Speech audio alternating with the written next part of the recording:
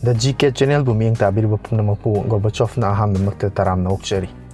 Ngasi asidi channel asigi khwaidigi ihan hanba video oibanina video asida karamba makhalgi video amasung tungda lakadaba video singi matangda kharadang thamjage. Aigi channel asida numit khudingi GK ka mari lenaba question ahum hangjarakani. Hairiba question ahum asigi paokhum asi mathangi video da hairiba question ahum asigi paokhum haidokchagani. Asigi video asigi makhada achumba paokhum ahum pibirakba mioi ama khangatcharaga mathangi video da hairiba mioi adagi maming laukthokchagadabani.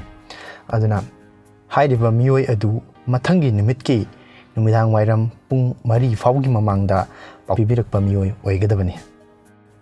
Loinana channel asida hairiba video asi numit khudingi numidangi pung nipan tab matamda thadokjarakani. Ngasigi oinadi video asi matang asida haujarage. Ngasigi ihan hanba question asidi light year is the unit of A. Time, B. Velocity, C. Astronomical distance, D. Intensity of lights. Light year haibasi makhada pidiba mayam asigi manungda karambabu onnabagi unit no.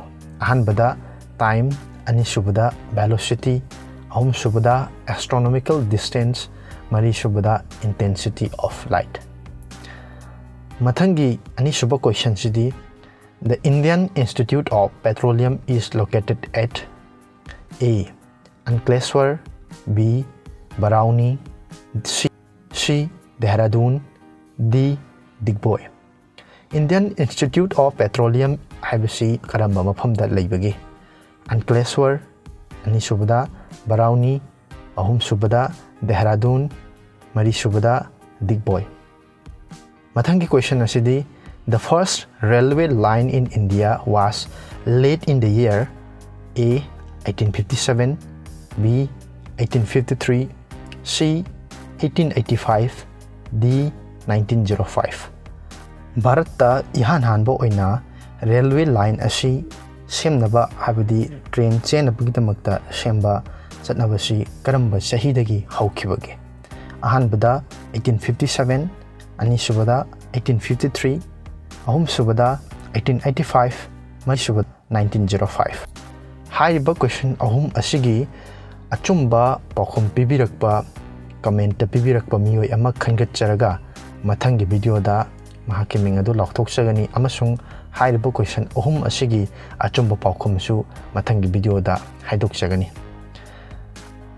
Hairiba video asibu miyang tabiriba pumnamakna like taobirammu, channel asibu subscribe taobirammu, loinana share taobirammu, mapung phawa channel ama oinabagidamakta share taobirammu. Ngasigi oinadi matang asida loisinjage miyang tabiriba pumnamapu Gorbachov na amuk hanna thagatba phongdokchari.